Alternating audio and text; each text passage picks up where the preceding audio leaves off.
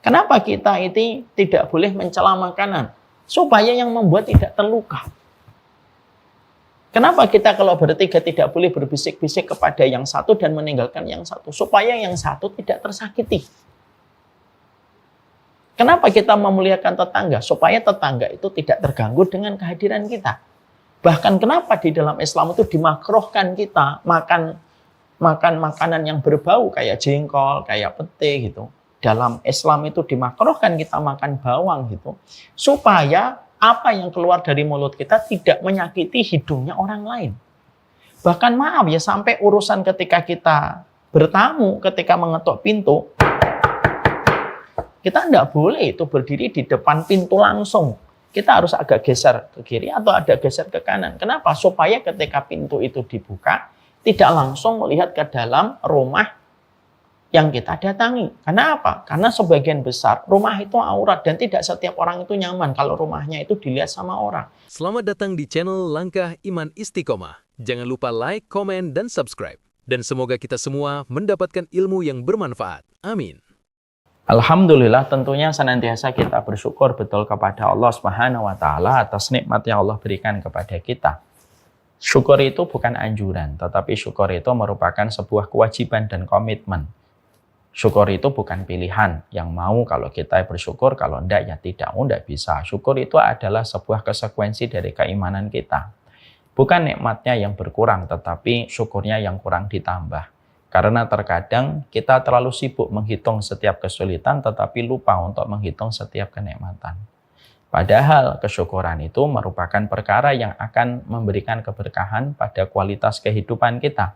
Syukur itulah yang akan menjadikan kita merasa bahagia pada setiap kenikmatan yang sudah Allah berikan kepada kita. Maaf ya, kalau kita bahagia pada nikmat yang baru, itu wajar.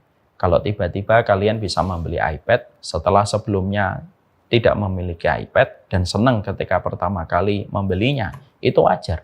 Kalau kita baru membeli jaket, maka kita senang ketika baru mendapatkan kenikmatan jaket. Itu bahagia yang biasa.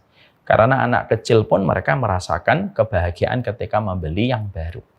Tapi kebahagiaannya orang dewasa itu kalau bersyukur tidak kayak gitu. Dikatakan oleh para ulama, kalau kita betul-betul bersyukur, Allah itu bukan hanya menghadirkan bahagia ketika kita mendapatkan yang baru, tapi Allah menghadirkan bahagia pada kenikmatan-kenikmatan yang sudah lama kita peroleh, tapi rasa bahagianya itu tidak berkurang di dalam hati. Itu berarti syukurnya itu sudah memberikan kualitas dalam hidup. Karena syukur itu tidak menjanjikan kuantitas, syukur itu memberikan kualitas. Kalau kita baru nikah, ya seneng lah, endorfin kita penuh kok, thank love language kita juga lagi penuh. Tapi kalau kita masih bahagia ketika sudah 15 tahun menikah, itu baru bahagia yang betul-betul sejati. Dia tidak imitasi, dia tidak KW. Kalau kita punya handphone, ketika handphone itu sudah 5 tahun dan kita masih tetap bahagia dengan handphone itu dan masih melihat sisi kebaikan pada handphone itu, itulah bahagia yang sesungguhnya. Ketika kita betul-betul bersyukurnya memberikan kualitas dalam kehidupan. Hari ini yang hilang itu bukan, hari ini yang kita khawatirkan itu bukan kemiskinan. Hari ini yang kita khawatirkan itu adalah hilangnya kebahagiaan ketika kita suka bermimpi pada apa yang belum kita miliki, tetapi melupakan kebahagiaan pada barang yang sudah kita dapatkan begitu lama. Akhirnya kita itu hanya melihat apa yang belum kita peroleh. Makanya banyak sekali kadang-kadang perempuan atau laki-laki bajunya sudah 3 lemari. Tapi ketika kondangan datang undangannya, kita sering berkata, pakai mana ya sudah nggak ada bajunya, padahal bajunya 3 lemari. Maka yang hilang itu bukan nikmatnya, tetapi yang hilang itu kebahagiaan pada nikmat yang sudah kita peroleh. Dan biasanya tercabut yang kenikmatan pada bahagianya kita, tercabutnya bahagia pada kenikmatan yang sudah kita peroleh itu biasanya karena kita sudah tidak lama, karena kita sudah lama tidak bersyukur. Terlalu banyak melihat barangnya orang, terlalu membandingkan barangnya orang, dan akhirnya nikmat yang kita peroleh itu langsung hambar, kebahagiaannya kita rasakan. Inilah yang menjadikan kita bersyukur, karena syukur itu memberikan bahagia, bukan hanya pada apa yang baru kita miliki. Tapi syukur itu memberikan kualitas kita merasakan bahagia, walaupun pada nikmat yang sudah lama kita peroleh dan kita dapatkan. Inilah syukur. Syukur itu memberikan kepada kita bahagia dan orang yang beriman. Mereka tidak pernah kehabisan alasan untuk bersyukur kepada Allah. Semoga kita menjadi hamba yang bersyukur kepada Allah. Amin insyaallah. Kita tentunya paham bahwasanya kita ini harus memiliki sensitivitas terhadap apa yang sedang terjadi. Karena sensitivitas terhadap perkara yang terjadi itu menunjukkan kedewasaan kita di dalam kita berpikir. Pebisnis yang baik itu bukan pebisnis yang memiliki modal besar, tapi pebisnis yang baik itu yang tahu kondisi dan keadaan market dan bagaimana keadaan ekonomi ketika dia mulai masuk ke dalam putaran bisnisnya. Dia paham nih kondisinya kayak apa, dan bagaimana tren di dalam bursa marketnya, dan akhirnya mungkin dia bisa merumuskan apa yang akan dia lakukan di dalam bisnisnya ketika dia paham kondisi yang terjadi. Sama pula kita di dalam sunnah, komitmen kita kepada tauhid dan komitmen kita kepada sunnah ketika itu merupakan jalan kebenaran di dalam kehidupan kita, itu bukan hanya menjadikan kita peduli dengan ibadah-ibadah fardhiyah, tapi bagaimana ketika kita berkomitmen terhadap kebenaran, kita ini harus sensitif terhadap kondisi dan keadaan yang sedang terjadi, supaya kita tahu apa yang harus kita lakukan sesuai dengan petunjuk ilmu, dan supaya kita mampu merumuskan hal terbaik ketika kondisi itu kita pahami yang sebenarnya sedang terjadi. Ini yang kita harus paham. Banyak orang hari ini itu memahami bahwasanya menjalankan sunnah itu yang paling penting hanyalah ibadah mahdhah. Ya, dan ibadah yang kita lakukan di dalam sunnah itu menjadikan kita tidak peduli dengan kondisi yang sedang terjadi. Padahal itu salah. Nabi sebagai pemilik lisensi sunnah yang paling mutlak dalam kehidupan iman, Nabi itu ternyata tidak mencontohkan semacam itu. Nabi itu merupakan pribadi yang betul-betul menetapkan setiap amal itu tergantung dengan kondisi dan keadaan. Ini yang kita harus paham. Ada penjelasan bagus sekali dari Imam Ibnu Qayyim ketika Imam Ibnu Qayyim itu berkata begini dalam penjelasan beliau di dalam kitab Madarijus Salikin. Di dalam kitab Madarijus Salikin dibahas oleh beliau bahwasanya Nabi itu orang yang paling sensitif terhadap kondisi yang sedang terjadi. Makanya dikatakan oleh beliau, makanya Nabi itu kalau ditanya apa amalan yang paling utama, maka jawaban Nabi itu bisa berbeda-beda dan beragam sesuai dengan kondisi yang ada. Nabi pernah ditanya apa mahwal a'mal ahabba ilallah, apa amalan yang paling dicintai oleh Allah. Kadang-kadang Nabi menjawab jihad di jalan Allah. Kadang-kadang Nabi dalam kesempatan yang lain beliau menjawab bahwasanya amal yang paling dicintai oleh Allah itu sholat tepat waktu. Kadang-kadang Nabi di saat yang lain ditanya apa amalan yang paling utama, maka Nabi menjawab birrul walidin. Kenapa redaksi pertanyaannya sama tetapi jawabannya bisa berbeda dan beragam? Maka sesungguhnya Imam Ibnu Qayyim beliau mengatakan karena sesungguhnya bukan Nabi itu kontradiktif, enggak. Tetapi Nabi memberikan jawaban yang berbeda atas redaksi pertanyaan yang sama disebabkan karena sesungguhnya Nabi memberikan jawaban disesuaikan dengan kondisi penanya dan kondisi yang ada pada saat itu. Ketika kondisinya tenang, tidak ada amalan yang paling utama kecuali sholat tepat waktu bagi laki-laki di masjid. Bagi dalam kondisi ketika kita mendapatkan orang tua kita sakit, tidak ada yang paling utama kecuali menemani orang tua kita dan merawat orang tua kita. Jangan pergi kemana-mana kalau orang tua sakit, udah temenin aja. Karena itu kondisi amalan yang paling dicintai oleh Allah. Kalau kondisinya kayak di Palestina ketika terjadi peperangan, tidak ada kondisi yang paling utama kecuali adalah jihad. Dan ini merupakan perkara yang penting karena amalan yang paling utama dikatakan oleh Imam Ibnu Qayyim. Amalan yang paling utama itu disesuaikan dengan kondisi yang dibutuhkan pada saat itu. Makanya maaf ya, kadang-kadang umrah lebih penting daripada membantu, kadang-kadang membantu lebih penting daripada umrah. Tergantung kondisi dan keadaan. Ketika di antara kita akan melaksanakan umrah, tetapi orang tuanya sakit dan orang tuanya berkata, "Nak, temenin mamah ya nak, jangan pergi-pergi."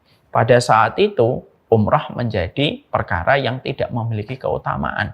Apa yang menjadi keutamaan? Ya temenin orang tuamu ketika dia dalam kondisi sakit.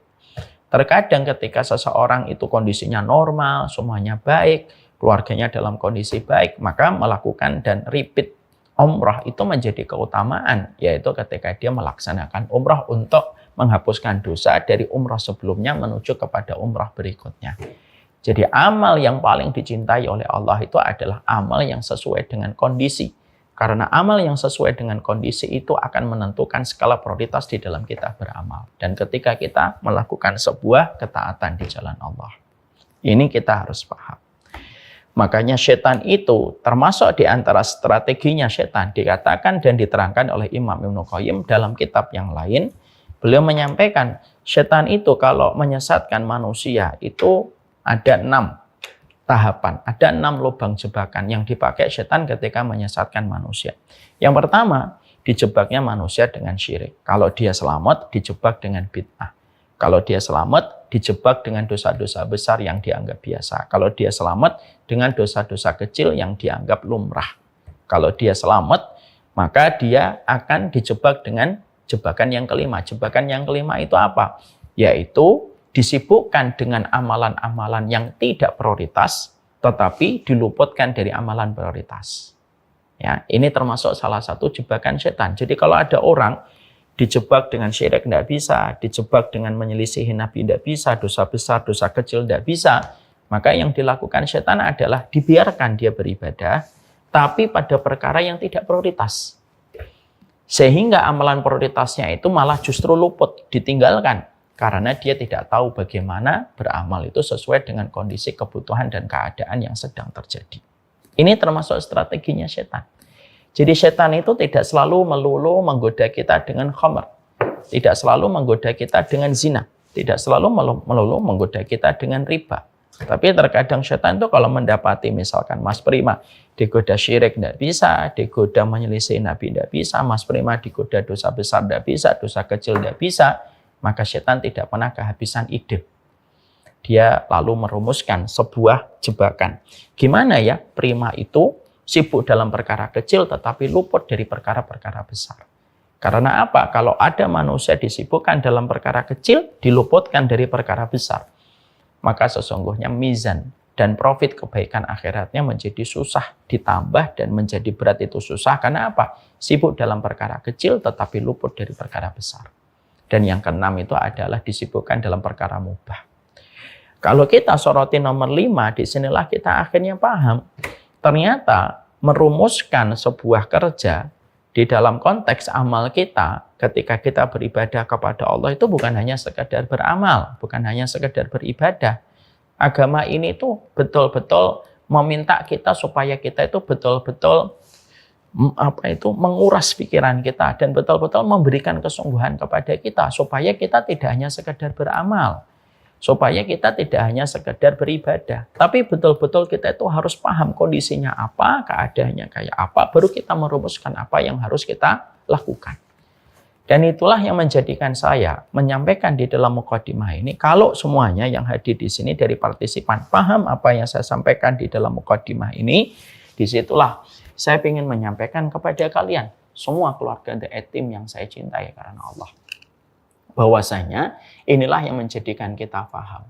Apa yang harus kita ketahui dan apa yang menjadi prioritas ketika kita hari ini hidup dan ketika kita berada di antara pusaran kehidupan yang sedang kita jalani.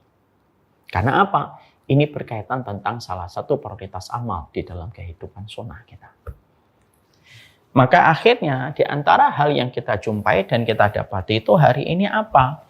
Bahwasanya hari ini kita menjumpai salah satu fakta yang menyedihkan, yang tidak bisa kita nafikan dan tidak bisa kita ingkari. Kita mendapati bahwasanya fakta kita hari ini menjumpai masyarakat dan umat itu betul-betul mendapatkan banyak problematika silih berganti yang tidak kunjung selesai. Masalah narkoba, masalah zina, masalah judi online, masalah berbagai macam kebodohan. Hari ini tuh betul-betul melekat dalam kehidupan umat. Dan ini merupakan salah satu konsekuensi ketika kita hari ini berada pada satu zaman yang disebut dengan zaman fitnah. Sehingga masalah yang kita jumpai dan kita dapatkan ini betul-betul ada di depan kita. yang tentunya harus segera untuk mendapatkan perhatian besar dari kita dan bagaimana kita bisa berusaha untuk menjadi bagian dari solusi atas masalah yang dihadapi oleh umat. Ini hal yang penting kita harus paham. Jadi umat ini hari ini tuh pekerjaannya banyak. Hari ini tuh umat itu meninggalkan PR yang banyak. Belum PR besar yang kita miliki ketika kita melihat Palestina. Ketika sudah berjalan lebih dari 1 tahun dan itu PR besar untuk kita. Ketika kita paham bahwasanya PR ini adalah PR yang ada di pundak kita, sya'am aba, kita suka atau tidak suka, ridho atau tidak ridho, itu PR yang besar yang Allah berikan di dalam kehidupan kita, maka PR ini harus mendapatkan segera tindakan-tindakan langsung yang harus dilakukan. Tapi ternyata di sisi yang lainnya kita juga mendapatkan tentang sebuah fakta bahwasanya ternyata umat ini mendapati satu masalah yang juga sama seriusnya. Bagaimana masalah ini akan selesai ketika umat yang mereka berada pada lingkaran yang lebih tebal, itu ternyata mereka juga punya masalah yang terus masalah itu tidak kelar-kelar, yaitu adalah bagaimana mereka itu memadamkan pertikaian dan bagaimana mereka itu menyembuhkan perselisihan supaya kekuatan demi kekuatan dan energi besar dikumpulkan supaya kita bisa menyelesaikan masalah besar ini. Karena ini dua masalah menjadi komplikasi di dalam kehidupan umat. Tidak terselesaikannya masalah judi, tidak terselesaikannya masalah zina, tidak terselesaikannya masalah kebodohan. Itu bisa jadi ini berkaitan erat dengan kondisi ketika sebagian kecil muslimin yang mereka mungkin sudah paham Islam, itu ternyata juga menghadapi PR yang besar. Yang mana PR besar ini mengakibatkan tidak selesainya PR yang ada di samping sini. Dan itu adalah masalah pertikaian, dan itu masalah perselisihan yang tidak kunjung habis. Yang itu merupakan bagian yang hari ini kita dapatkan juga. Dan itu betul-betul menguras energi di dalam kehidupan kita. Makanya ada satu kaidah yang sangat indah sekali untuk kita renungkan. Mata balangul bunyan, tamamahu idza kunta tabnihi wal akhir yahdimuhu. Bagaimana bangunan itu akan sempurna kalau kamu berusaha untuk menyelesaikan tetapi yang lain menghancurkan. Gimana kita menyelesaikan masalah besar ini kalau konflik yang ada pada kehidupan di sini pun tidak selesai-selesai? Kenapa? Karena orang tua yang sering bertengkar itu tidak akan pernah menjadikan anaknya itu bisa selesai dengan dirinya. Itu kalau boleh saya buat analoginya. Bisa nggak kita mengharapkan anak kita berkualitas kalau kita selaku orang tuanya bertengkar terus? Misalkan Mas Prima bersama istri beliau bertengkar terus, naudzubillah min dzalik contoh. Bisa nggak kira-kira ketika Mas Prima dan istrinya beliau itu bertengkar terus tiba-tiba anaknya nanti melesat dengan kualitas? Susah. Kenapa? Karena sesungguhnya itu kadang-kadang ketika menyelesaikan itu dimulai dari kita dan pasangan kita dulu. Kita tidak bisa mengharapkan anak kita qurrata ayun kalau kita saja tidak pernah qurrata ayun. Gimana anakmu akan taat kepada dirimu kalau ternyata istrimu sering menjelek-jelekan kamu di telinga anakmu? Gimana anakmu itu akan taat kepada istrimu kalau kamu juga yang menjelek-jelekan istrimu di depan anakmu? Kan nggak akan selesai. Maka akhirnya yang terjadi apa? Anak tidak nyaman berada di dalam rumah, dia pilih kafe, mungkin dia pilih gengnya, dia pilih circle-nya, dan terkadang dia memberikan loyalitas kepada gengnya. Kenapa? Terlalu banyak halilintar di dalam rumah yang membuat dia tidak nyaman. Ini analoginya. Kalau boleh kita relate dan kita korelasikan bahwasanya kehidupan umat dan seluruh problematikanya, yang di sini ada orang-orang yang sudah belajar dan memiliki step kepahaman dia terhadap Islam itu lebih baik gitu. Dan ternyata yang di sini yang diharapkan bisa menjadi solusi dan bisa menjadi obat untuk menyelesaikan PR besar di sini dengan judi, zina, dan sederet masalah yang tidak ada habisnya. Dan kita sering gitu, bagaimana kita itu diputarkan terus yang viral itu berubah-ubah terus. Ini tidak akan selesai kalau yang di sini pun masih dalam pertengkaran. Jadi pertengkaran yang menguras energi itu bukan hanya pertengkaran suami istri, tapi pertengkaran yang menguras energi itu sebenarnya pertengkaran mereka yang sudah dilihat tampaknya itu paham dengan Islam, tapi ternyata kita ini tidak selesai-selesai dengan berbagai macam persoalan yang terjadi di sini. Pertengkaran demi pertengkaran terus.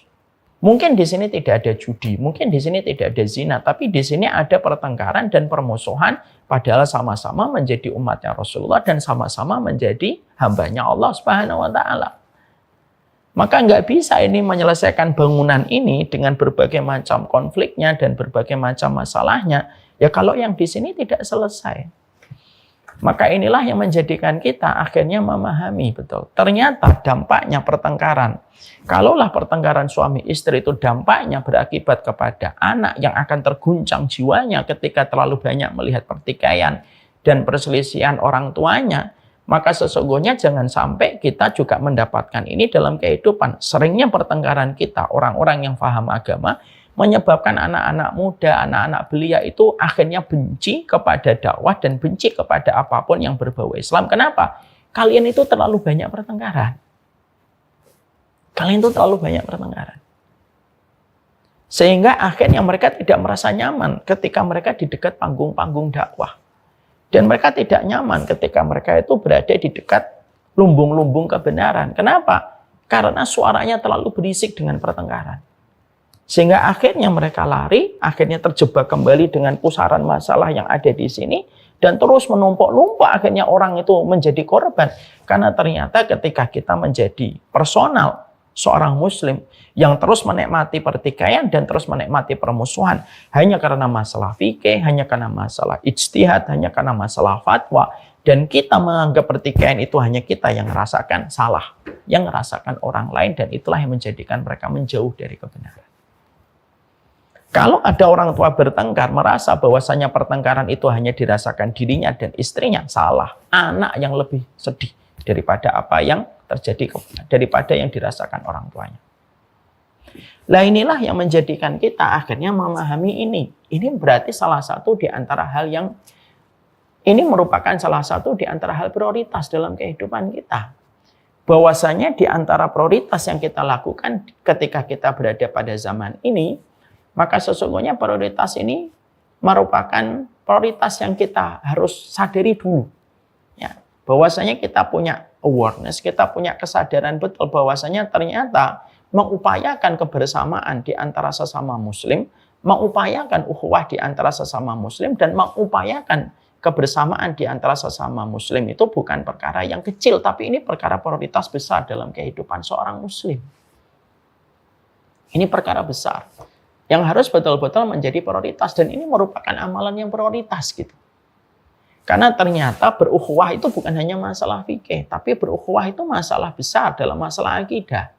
Dan tentunya kita paham betul bahwasanya agama ini dan sunnah ini ketika diturunkan itu pada dasarnya menyuruh kita itu supaya dengan semua syariat yang kita lakukan itu supaya kita bisa bersaudara. Makanya kalau kita melihat berbagai macam perintah dan sunnah yang ada di dalam hasanah agama kita itu selalu dengan satu tujuan, supaya kita tidak nyakitin orang, dan supaya ketika kita tidak nyakitin orang menjadikan kita itu gampang bersaudara. Karena yang menjadikan kita bersaudara itu adalah Allah. Makanya akhirnya Nabi ketika meletakkan sunnah itu, tujuan dari berbagai macam sunnah itu salah satunya mempersaudarakan. Ini yang kita harus paham dulu. Ya. Makanya akhirnya kita paham ya dalam Islam. Kenapa ini kita ini di dalam Islam disuruh man kana yu'minu billahi wal yaumil akhir falyakul khaira aw liyasmut. Barang siapa yang beriman kepada Allah dan hari akhir ngomong yang baik, kalau tidak bisa ngomong yang baik diam. Kenapa ada perintah diam? Supaya omongan kita tidak nyakitin orang. Kenapa kita itu tidak boleh mencela makanan? Supaya yang membuat tidak terluka. Kenapa kita kalau bertiga tidak boleh berbisik-bisik kepada yang satu dan meninggalkan yang satu? Supaya yang satu tidak tersakiti. Kenapa kita memuliakan tetangga? Supaya tetangga itu tidak terganggu dengan kehadiran kita. Bahkan kenapa di dalam Islam itu dimakruhkan kita makan makanan yang berbau kayak jengkol, kayak pete gitu. Dalam Islam itu dimakruhkan kita makan bawang gitu. Supaya apa yang keluar dari mulut kita tidak menyakiti hidungnya orang lain. Bahkan maaf ya, sampai urusan ketika kita bertamu, ketika mengetuk pintu, kita tidak boleh itu berdiri di depan pintu langsung. kita harus agak geser ke kiri atau ada geser ke kanan. Kenapa? Supaya ketika pintu itu dibuka, tidak langsung melihat ke dalam rumah yang kita datangi. Karena apa? Karena sebagian besar rumah itu aurat dan tidak setiap orang itu nyaman kalau rumahnya itu dilihat sama orang. Loh, sampai kita mengetuk pintu pun diatur secara detail gitu supaya tidak nyakitin orang. Makanya kenapa kita kalau mulai Ramadan itu cukup membutuhkan satu saksi yang melihat hilal. Tapi ketika menetapkan orang berzina butuh 4 orang saksi. Kenapa? Karena kehormatan seorang muslim itu lebih mahal daripada apapun. Supaya tidak gampang bagi kita menjatuhkan kehormatan. Supaya tidak ada bibit permusuhan. Kalau kita memahami ini akhirnya kita paham. Bahwasanya makanya Islam itu ketika meletakkan sebuah kebersamaan itu bukan hanya masalah fikih, itu masalah akidah. Makanya semua amal kalau sudah berkaitan tentang manfaat yang kita berikan kepada orang lain dan mengikat cinta kita kepada orang lain itu selalu profitnya besar dalam pahala. Selalu begitu. Membantu saudara muslim itu lebih baik daripada itikaf selama 1 bulan di masjidnya Nabi. Kenapa orang yang membantu saudaranya selama 1 hari itu lebih utama daripada itikaf di masjidnya Nabi? Karena membantu, kamu berarti mengambil hatinya. Kamu memberikan manfaat kepadanya dan dia akan mencintaimu dan kamu pun mencintai dia. Kenapa menutup aibnya orang itu mendapatkan keutamaan besar? Karena kalau kamu tutup aibnya, dia akan merasa terjaga pride-nya. Makanya semua amalan yang besar itu, semua amalan-amalan yang pahalanya besar itu memiliki pahala yang begitu besar. Karena apa? Dengan satu tujuan, supaya setiap muslim itu memiliki sebuah kebersamaan, di mana kebersamaan itu menimbulkan energi yang begitu besar. Barulah masalah yang dihadapi umat hari ini yang ada di sini ketika mereka belum paham tentang Islam, mampu diselesaikan satu persatu. Ketika setiap orang yang notabene sebagai orang yang paham itu menyelesaikan masalah di antara mereka ketika terlibat pada pertikaian, maka masalah-masalah yang dihadapi umat akan selesai satu persatu dengan proses-proses yang kita nikmati ketika yang di sini itu betul-betul meminimalisir segala macam pertikaian yang terjadi antara muslim dengan muslim. Itu kan begitu sebenarnya.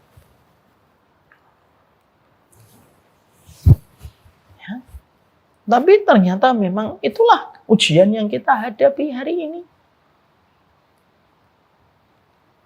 Sehingga yang kita hadapi hari ini itu seakan-akan kita berada pada 2 lembah yang berbeda. Muslim yang paham berada pada satu lembah, sibuk dengan pertikaian terus-menerus yang terjadi di antara mereka.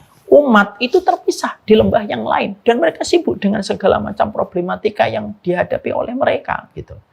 Angka mati bunuh diri semakin tinggi. Dan kita yang berada di dalam dunia dakwah ini dan yang sudah memiliki Islam yang lebih bold daripada yang di sini, seakan-akan tidak terkonek gitu. Islam hanya menjadi sebuah narasi tapi tidak pernah menjadi solusi. Gimana bisa menghasilkan solusi? Kalau ternyata di antara kita belum menyelesaikan PR besar bagaimana menjaga qurrata ayun antara kita dengan sesama komponen dakwah dan komponen kaum muslimin yang sama-sama sudah lebih memiliki pemahaman. Ini ialah yang kita harus mengerti. Makanya PR besar yang harus kita lakukan dalam kehidupan ini itu di dalam komitmen kita di dalam sunnah. Mari kita ambil pendapat yang paling kuat dalam setiap sunnah yang kita pilih pada setiap dalil yang ada di hadapan kita. Tapi komitmen sunnah ini tidak boleh berdiri sendiri. Tapi komitmen ketika kita melakukan ketaatan itu harus disertai dengan sebuah dorongan besar. Gimana sih mempersaudarakan kaum muslimin? Dan itu menjadi salah satu perkara yang hari ini belum terwujud. Walaupun sudah terlalu banyak ustadz yang meramaikan dalam kehidupan panggung dakwah. Semoga Allah ampuni kita.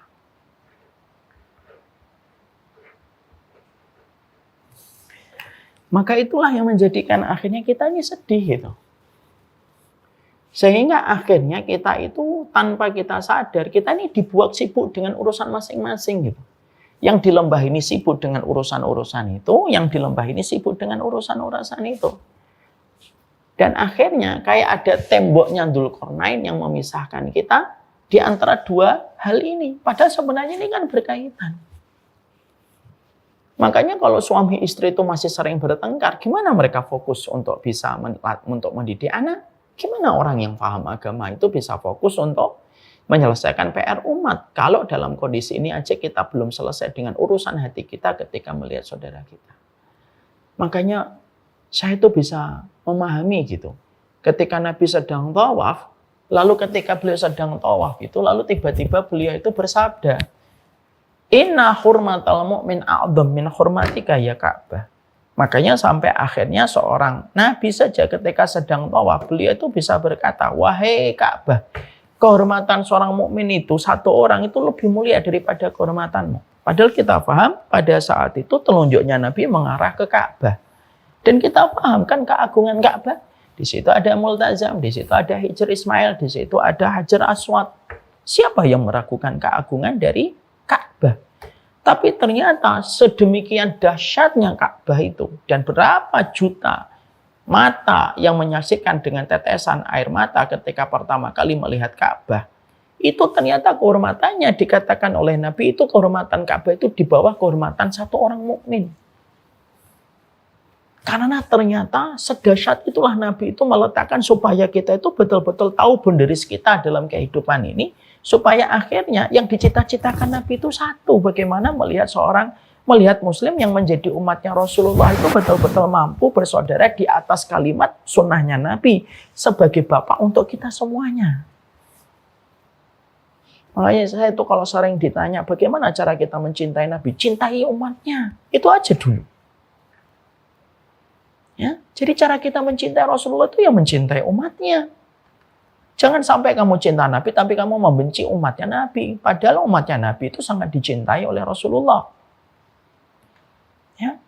Makanya tidak ada perkara yang dilakukan oleh Nabi ketika beliau pertama kali di kota Madinah kecuali apa? Yang pertama kali dilakukan oleh Nabi Muhammad adalah mempersaudarakan. Setelah membangun masjid, setelah menggerakkan pasar, maka yang dilakukan Nabi mempersaudarakan antara muhajirin dan ansar. Kapan kemenangan demi kemenangan itu diberikan Allah kepada kaum muslimin? Ketika Nabi masih berada di Mekah? Enggak. Ketika muhajirin belum ketemu ansar? Enggak. Tapi kapan kemenangan demi kemenangan itu diberikan oleh Allah? Semenjak Allah ridho. Ketika muhajirin ketemu dengan ansar, walaupun jumlah mereka kuantitasnya masih sedikit, dijadikan kualitas pertolongan Allah jauh lebih besar daripada kualitas musyrik. Sehingga akhirnya tidak butuh waktu yang lama, 8 tahun. Akhirnya Nabi bisa memenangkan dengan Futuh Makkah. Inilah yang menjadi prioritas kita. Jadi prioritas besar yang sedang hari ini kita hadapi itu yang masalah pertikaian. Dan membicarakan masalah pertikaian yang menghalangi kebersamaan dalam kehidupan ini. Dan menyelesaikan PR ini juga setidaknya ada 3 hal yang menjadikan ini tambah berat. Ini tambah berat. Apa 3 perkara yang akhirnya membicarakan perkara ukhuwah itu hanya indah ketika disampaikan di meja-meja kajian dan meja-meja taklim, tapi tidak pernah menjadi indah dalam realita kehidupan itu. Setidaknya ada 3 yang kita dapatkan disampaikan oleh para ulama. 3 realita itu apa sih sebenarnya? Sehingga akhirnya membicarakan tentang persaudaraan di balik fakta yang tragis yang kita rasakan begitu menyedihkan ini menjadi tambah berat untuk kita hadirkan pembicaraan ini. Ya disebabkan ya ada 3 fakta yang juga harus kita ketahui. Apa fakta yang pertama? Fakta yang pertama itu adalah karena sesungguhnya ketika kita dalam kondisi bermusuhan dan terus bertikai, narasi pertikaian dan permusuhan itu merupakan sesuatu yang paling digandrungi sama orang-orang yang benci sama Islam. Dan ketika mereka gandrung dengan hal ini, tidak ada yang mereka paling senangi dan tidak ada perkara yang mereka terus lakukan itu supaya menjaga perseteruan antara muslim dengan muslim. Karena siapa yang paling mengambil keuntungan? Yang paling mengambil keuntungan itu orang yang sebenarnya tidak ingin melihat Islam itu baik. Siapa yang paling mengambil keuntungan ketika suami istri bertengkar? Ya laki-laki yang bejat yang ingin mengambil istri laki-laki itu. Dia yang akan nunggu kapan ya orang ini bertengkar supaya nanti istrinya minta cerai. Maka itu yang kita jumpai. Jadi pembicaraan tentang masalah bagaimana kita tidak harus sama untuk bisa bersama, itu indah di judul. Tapi kalau sudah realita itu berat sekali. Karena apa? Karena orang-orang yang benci sama Islam itu tidak suka. Saya pernah membaca kisah nyata yang disampaikan oleh Imam Ibnu Katsir. Ada satu peristiwa bagus sekali. Julistianus yang kedua itu merupakan kaisar Romawi Timur. Yang kedua. Namanya Julistianus yang kedua. Maaf. Dia kaisar Romawi Timur. Ketika sahabat Sa'ad dan Khalifah siapa ya? Maimun kalau tidak salah. Saya maaf agak lupa. Ketika mereka itu dirongrong kekuasaan mereka pada saat itu, maka pada saat itu tiba-tiba kaum muslimin mendapatkan pertikaian dari sahabat Sa'ad dan Khalifah siapa pada saat itu. Dan mereka bertikai. Ketika pertikaian ini diketahui oleh pembesar-pembesar kerajaan Romawi Timur, mereka datang dong kepada Julistianus yang kedua, Julistianus Ats-Tsani. Mereka berkata, "Wahai Kaisar, ini saat yang tepat kita menyerang balik kepada kaum muslimin karena mereka sedang terlibat pertikaian dan mereka terlibat peperangan di antara mereka."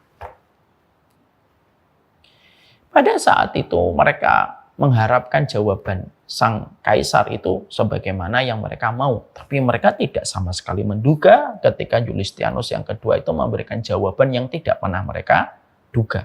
Jawabannya adalah, jangan diserang. Biarkan mereka bertikai. Biarkan mereka bermusuhan. Kita tahan diri untuk tidak melakukan reaksi apapun atas pertikaian itu. Komandan-komandan militernya itu bingung dengan jawaban yang disampaikan oleh Julistianus yang kedua. Mereka berkata, "Kamu yakin ini saat yang tepat untuk nyerang? Ini saat yang tepat untuk nyerang."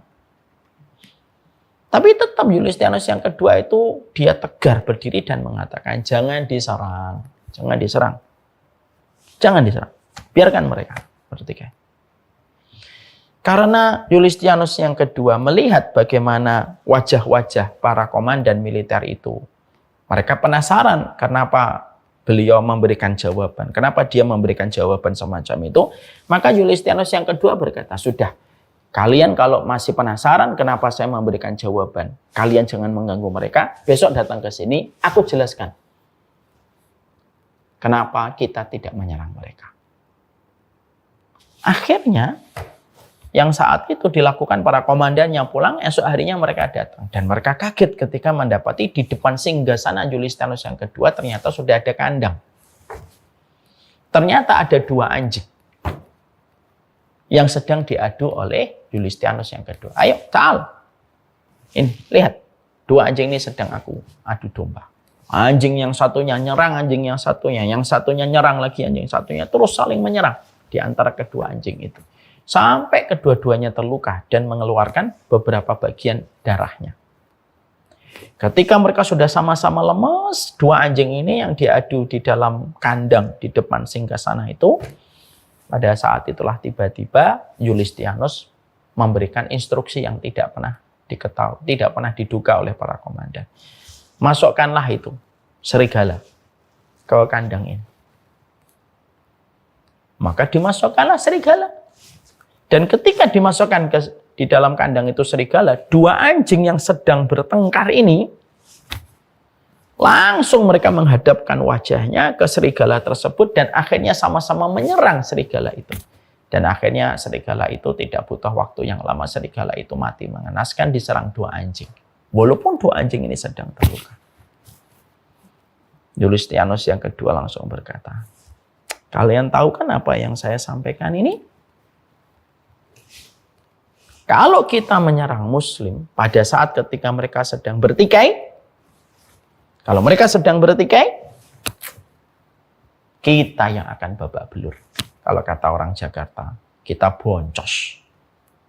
Udah, biarkan mereka bertikai. Sampai nanti mereka mati satu-satu. Dan kita nikmati masa-masa vakumnya kita ketika melihat mereka sedang bertikai. Masya Allah ya. Ini kejadian terjadi pada akhir abad yang kedua. Tapi ternyata sampai sekarang, abad pertama. Ini sampai sekarang itu masih relevan kisah ini. Banyak di antara kita itu tidak sadar kalau kita ini menjadi anjing yang sedang diadu domba. Makanya kita sedih ya melihat realita di kehidupan umat gitu. Yang sana mengatakan Wahabi, yang di sana mengatakan Ahlul Bid'ah. Bingung gitu. Dan setiap membuka sosmed itu yang sana, oh Wahabi, Wahabi, Wahabi. Yang di sana mengatakan Ahlul Bid'ah, Ahlul Bid'ah, Ahlul Bid'ah. Terus saja. Orang kayak saya ini kadang-kadang bingung. Saya kadang-kadang dituduh Wahabi, kadang-kadang saya dituduh Ahlul Bid'ah gitu. Nah, saya tuh bingung. Saya tuh sebenarnya Wahabi atau Ahlul Bid'ah. Tapi akhirnya ternyata itu kadang-kadang kita melihat relevansinya dan korelasinya dengan apa yang terjadi dengan Julistianus yang kedua. Makanya itu relate sekali dengan pembahasan ketika saya membaca sirah dan membaca sejarah ketika Genghis Khan itu akan memasuki Samarkand. Daerah dan wilayah yang berdekatan dengan Bukhara yang sekarang secara geografis, secara administratif masuk kepada wilayah Uzbekistan. Ketika beliau akan memasuki Samarkand, Samarkand ini terkenal dengan para pejuangnya. Yang dilakukan oleh Genghis Khan itu pintar, cerdik, tapi culas. Apa yang dilakukan oleh Genghis Khan? Genghis Khan itu akhirnya ketika akan menyerang, tiba-tiba Genghis Khan itu yang biasanya langsung menyerang, tiba-tiba mengubah strateginya. Dia berkata kepada orang-orang di situ, saya tidak akan menyerang. Bisa nggak kita mengadakan gencatan senjata dan perdamaian saja? Orang-orang Samarkand yang mereka sebenarnya dan sebelumnya mereka sudah tahu akan diserang, mereka sudah persiapan untuk berjihad melawan Genghis Khan. Suara-suara panggilan jihad itu sudah di atas menara itu. Ketika ternyata tanpa mereka sadari Genghis Khan itu mengubah strateginya. Dia mengatakan, yuk saya damai aja, kita nggak usah perang. Ternyata orang Samarkand ini akhirnya mereka itu apa? Akhirnya mereka itu berpecah gitu. Ada dua suara. Sebagian Muslim mengatakan sudah kita terima, karena ini nggak biasanya Genghis Khan semacam ini. Sebagian Muslim mengatakan enggak, ini liciknya dari Genghis Khan ini. Gitu. Lalu apa yang terjadi? Akhirnya dua kelompok ini akhirnya bertempur, saling bertempur. Dan yang pro dengan diplomasi Genghis Khan itu yang menang. Ketika sudah kalah, sebagiannya sudah kalah karena dikalahkan oleh saudaranya sendiri. Pada saat itulah Genghis Khan baru masuk. Dan begitu mudah dia mengalahkan itu. Dan lihat alasan Genghis Khan. Ketika dituntut untuk menepati janjinya, dia berkata, loh kalian aja sama saudara kalian aja kalian khianati dan kalian tega membunuh, loh apalagi kalian sama saya, nanti pasti bisa mengkhianati saya dan menusuk saya dari belakang. Dan akhirnya dibunuh juga. Tapi strategi yang dilakukan itu mengadu domba. Inilah yang menjadikan kita membicarakan tentang masalah kebersamaan itu kadang-kadang itu berat. Kenapa? Karena banyak orang yang tidak suka. Karena masalah-masalah umat itu nanti akan terselesaikan satu persatu kalau umat itu memiliki satu frekuensi. Akhirnya itulah yang menjadikan kita itu memahami, oh ternyata ini berat. Tidak gampang. Makanya saya bisa memahami ketika Nabi bisa berkata, ala uhbirukum, kalian mau nggak aku tunjukkan amalan yang lebih utama daripada sholat dan puasa? Maka Nabi mengatakan, amalan yang paling utama melebihi sholat dan puasa itu apa? Yaitu mengislah. Saling mendamaikan dua orang yang mereka bermusuhan. Kenapa kok setinggi itu pahalanya melebihi pahala sholat? Karena dampaknya itu dirasakan oleh umat. Makanya akhirnya kita paham. Setingkat Ibnu Taimiyah ketika dia menghadapi Genghis Khan, yang dilakukan oleh Ibnu Taimiyah itu apa? Menyatukan dulu kalimat kaum muslimin. Makanya pada saat itu ada sebuah perbedaan yang cukup tajam antara kalangan Hanabilah dengan kalangan Asy'ariyah. Maka karena Ibnu Taimiyah fokus ketika menghadapi ancaman Genghis Khan yang sudah mengkhawatirkan masuk satu persatu wilayah kaum muslimin. Yang dilakukan oleh Ibnu Taimiyah pertama kali yang dilakukan olehnya itu apa? Bagaimana beliau bisa mendamaikan antara kalangan Hanabilah dengan kalangan Asy'ariyah. Makanya sampai beliau mengeluarkan sebuah tulisan yang bagus sekali. Di dalam Majmu' Fatawa juz yang ketiga. Beliau mengatakan wal maklum annana bainal Hanabilah wal Asy'ariyah wasyatun wa munafarah wa ana kuntu min adhamin nasi ta'lifan li qulubil muslimin. Semua orang paham antara kalangan Hanabilah, pengikutnya Imam Ahmad bin Hanbal, dengan kalangan Asy'ariyah itu ada gesekan yang luar biasa. Tapi walaupun ada gesekan yang luar biasa, saya adalah orang yang paling berkomitmen untuk bersaudara dengan kalangan Asy'ariyah. Kenapa? Sedemikian luhurnya seorang Ibnu Taimiyah itu memperlihatkan contoh itu. Ketika terjadi konflik antara kalangan Hanabilah dan Asy'ariyah pada zaman itu, karena beliau fokus untuk menghadapi ancaman Tartar yang sudah menguasai banyak kaum muslimin. Dan menjatuhkan satu persatu wilayah kaum muslimin. Ini amalan besar ini. Jadi akhirnya menjadikan kita paham betul bahwasanya ternyata tidak gampang. Memiliki dai yang paham tentang ilmu banyak, tapi memiliki satu dai yang betul-betul memikirkan bagaimana persaudaraan itu tidak banyak dan tidak setiap orang.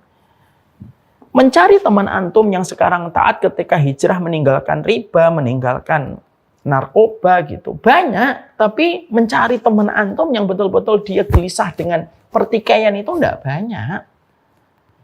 Cari teman akhwat yang senantiasa berkata tentang aurat, harus ditutup, harus pakai kaos kaki. Banyak. Tapi mencari akhwat yang betul-betul menjaga auratnya dan memiliki kepedulian, kenapa ya umat kok bertikai terus ya? Itu enggak banyak. Dan ini ada kaitannya dengan yang kedua nanti. Kenapa kok jarang sekali orang itu bersedih gitu ketika bertikai? Kok jarang sedih melihat pertikaian, melihat berbagai macam konflik antara muslim dengan muslim. Tidak selesai-selesai, permusuhan itu ada di mana-mana, perebutan masjid dengan ini, kelompok ini dilebut lagi dengan kelompok ini. Kenapa terkadang kita tidak pernah merasa sedih gitu? Padahal ini kan musibah, ini kaitannya yang kedua. Ya karena setan itu paling suka dengan permusuhan. Dan tidak ada yang menikmati permusuhan kecuali adalah setan. Makanya akhirnya yang sering kita jumpai dan sering kita dapatkan itu apa? Banyak orang yang kadang bertemu karena perkara besar tapi pisah dan diceraikan karena masalah kecil.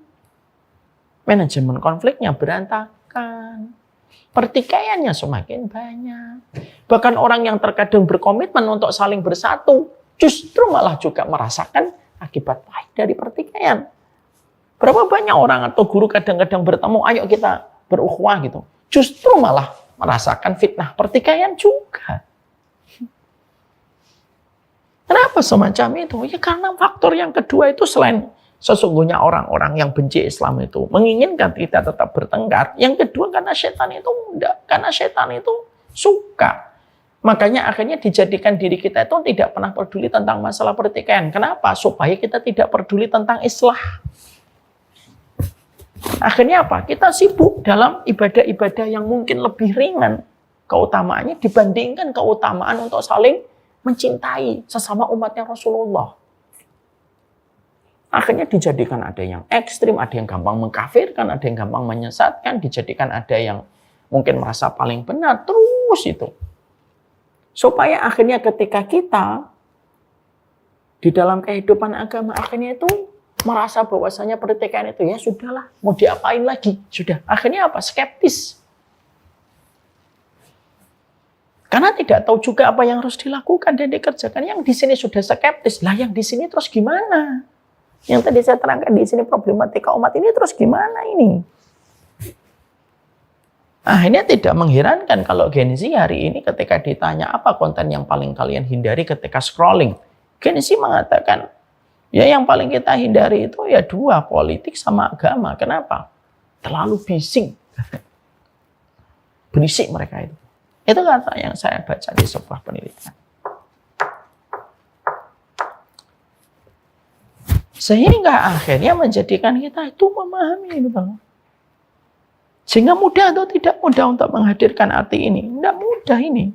Sangat susah sekali. Ditambah lagi dengan fakta yang ketiga. Fakta yang ketiga itu apa? Fakta yang ketiga yang harus kita mengerti, yaitu adalah sesungguhnya ini memang sudah diisyaratkan oleh Nabi. Jadi tambah berat lagi. Karena Nabi memang sudah memprediksi bahwasanya umatnya nanti akan mendapatkan 3 fitnah sebelum fitnahnya Dajjal.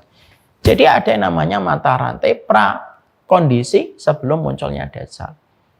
Mata rantai fitnah pra kondisi sebelum munculnya Dajjal itu ada 3 fitnah. Fitnah akhlas, fitnah tusara, sama fitnah tuhaima yang disebutkan oleh Nabi. Fitnah tu akhlas itu apa? Pertikaian. akan terus terjadi antara muslim dengan muslim. Terus itu namanya fitnatul akhas. Fitnah yang pertama kali muncul setelah wafatnya Rasulullah dan wafatnya Abu Bakar dan Umar itu fitnatul akhlas dulu. Pertikaian pecah.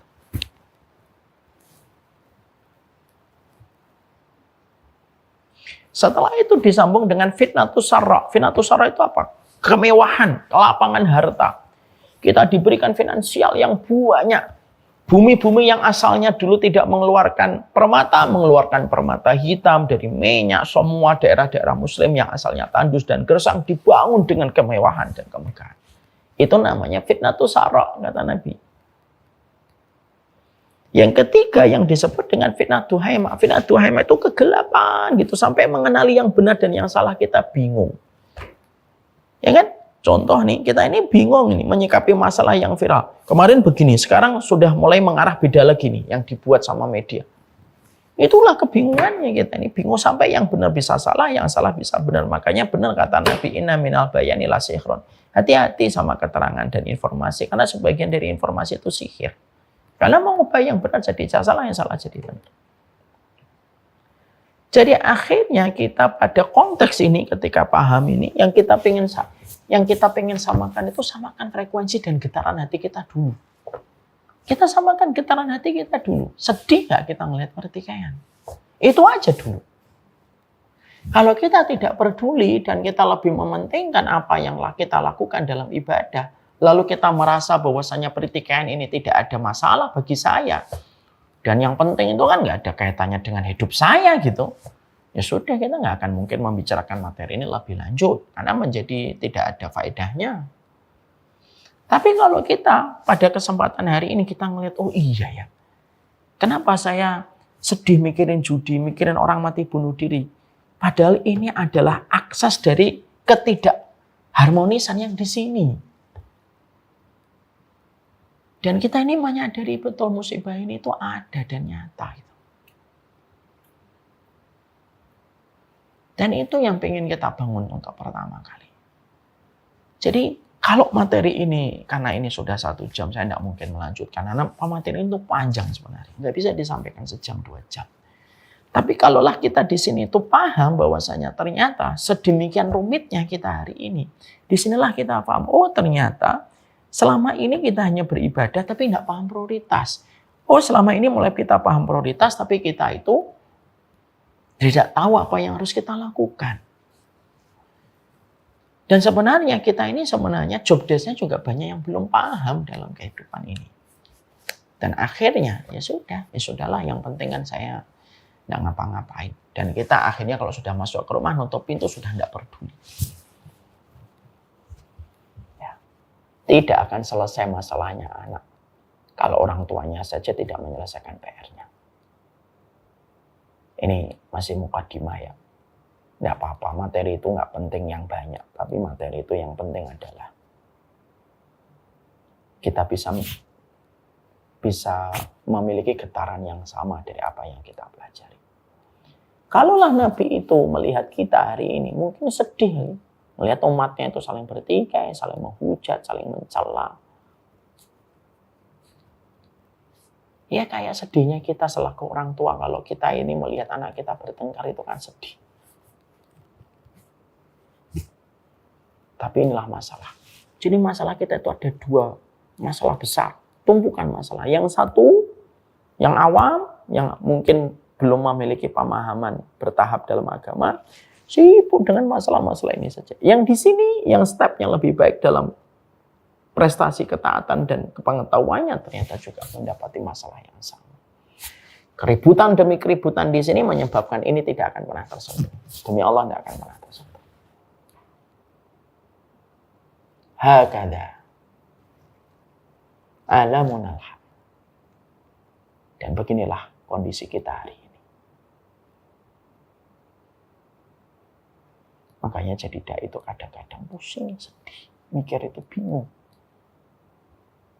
Saya itu kadang diem gitu, kadang ibu manggil saya, ada apa Bi? Nggak tahu. Bingung mau ngapain.